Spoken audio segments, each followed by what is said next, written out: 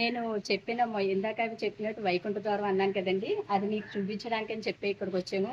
చూశారు కదండి ఎంత బాగా అలంకరించి తయారు చేశారో. ఇంకా వైకుంఠ ఏకాదశి రాకముందనే వీళ్ళు ఇంత బాగా అలంకరించి చేశారంటే ఇంక ఏ ఏ స్థాయిలో వీళ్ళు చేస్తారో మనం అర్థం చేసుకోవచ్చు. ఎక్కడా చేయలేనట్టుగా ఇక్కడ వైకుంఠ ద్వారం ఉంటుందంటండి. దీని విశేషత ఏంటంటే ఆ రోజు అచ్చంగా స్వామివారిని పళ్ళతో అలంకరిస్తారంట. అంటే ఏ వైకుంఠ ద్వారమైనా ఆ రోజు స్వామిని పచ్చి పూలతో అలంకరించడం మనం ప్రతి దగ్గరలో చూస్తాము.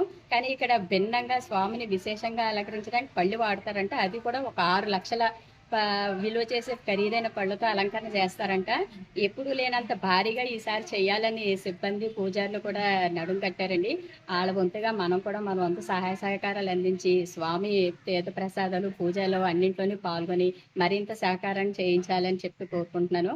అందరూ కూడా వీలైనంతగా వచ్చి చక్కగా పాల్గొనడానికి స్వామి దర్శనం చేసుకోవడానికి ప్రయత్నించండి. ఇది ఆలమూరు జనార్దన్ స్వామి. జై శ్రీమన్నారాయణ.